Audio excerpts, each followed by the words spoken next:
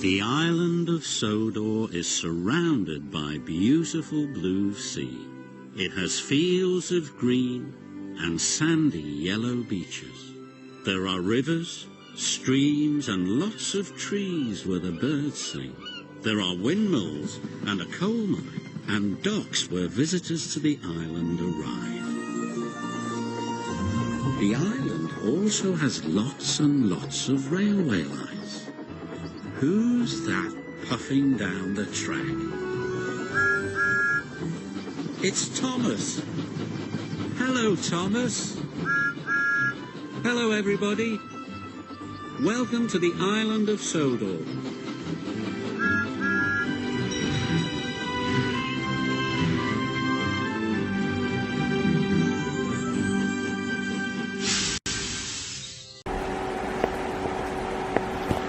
Thomas and Friends Calling All Engines, based on the railway series by the Reverend W. Audrey. Summer is a busy time on the island of Sodor. The engines love to show travellers around the island. They visit the seaside, the windmill, and the new Sodor suspension bridge. One morning, the fast controller came to the shed. He had a very important announcement to make. A new airport was to be built on Sodor, and I need you all to help. The engines were very excited. Thomas and Percy were covered with freight cars full of bricks and timber to take to the airport building site. Imagine all the travellers, chucked Thomas, and all the aeroplanes, puffed Percy.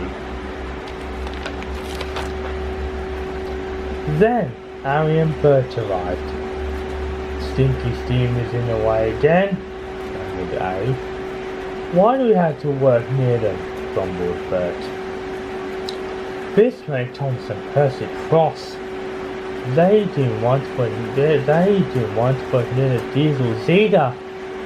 The diesels were oily and they seemed very different to the steamers. Thomas, Percy, Harry and Bert went to the airport all afternoon.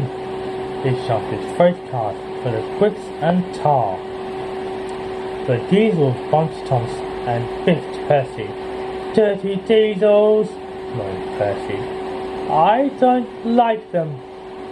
Thomas and Percy had been so excited about working in the airport, but Harry and Bert were there, and now it wasn't any fun.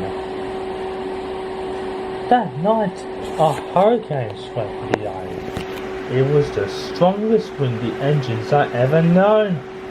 All night long, the wind howled down the tracks. It tore down the trees, it ripped off roofs. The next morning, Thomas gasped at what he saw.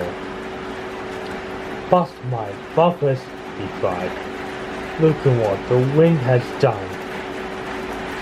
The seaside had been battered, the windmill was wrecked, and the Sodor suspension bridge had collapsed.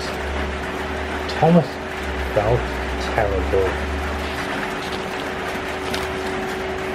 The fast controller came to the engines.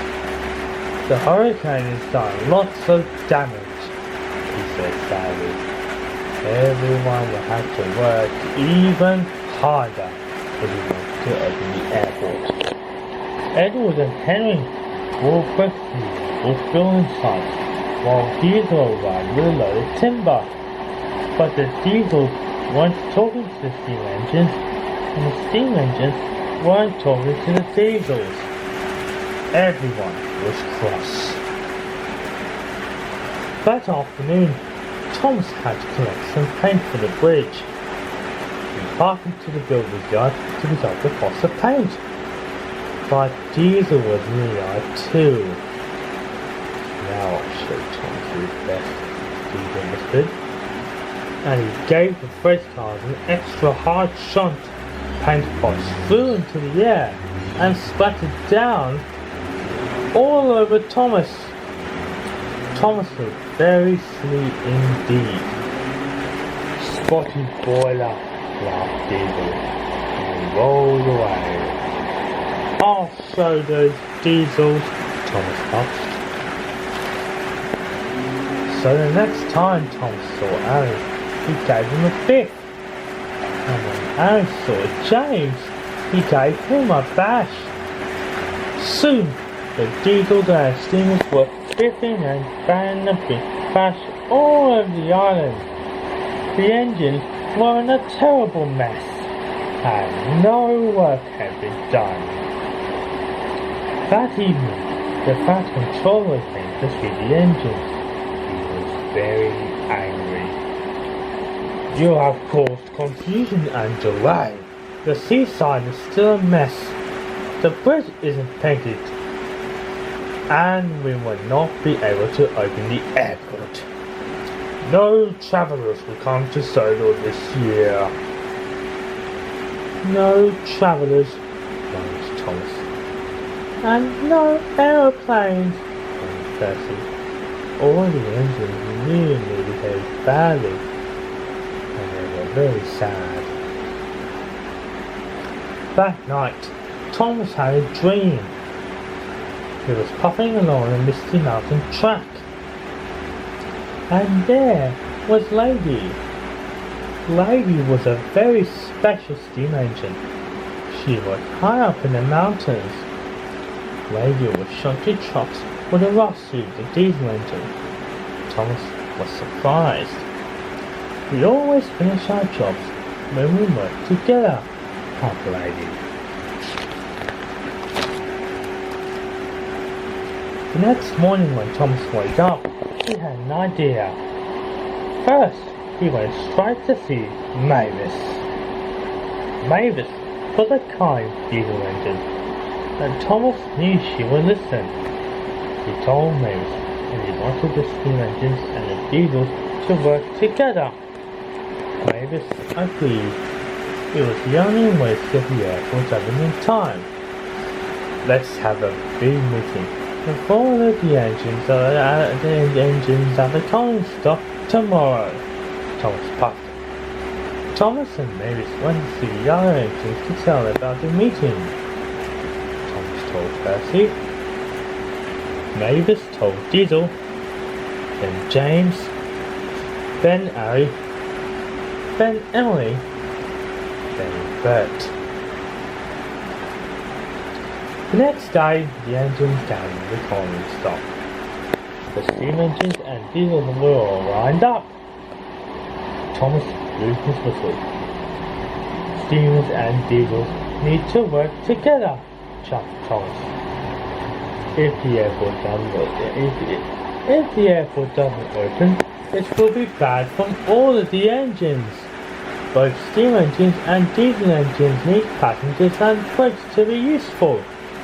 If we work together, we can get the job done, puffed Thomas. All the engines agreed.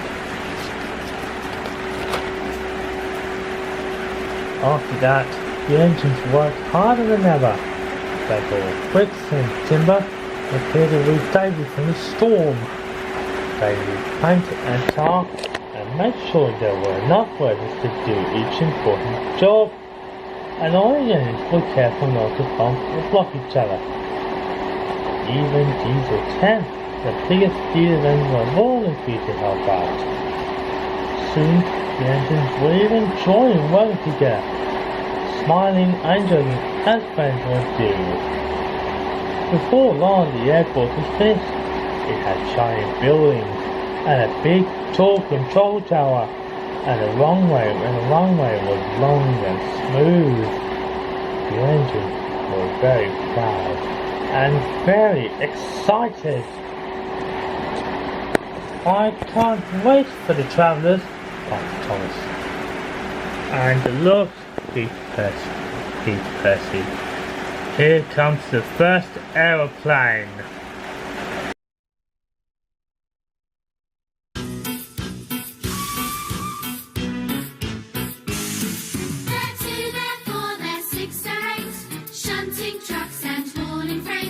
Red and green and brown and blue, they're the really useful crew.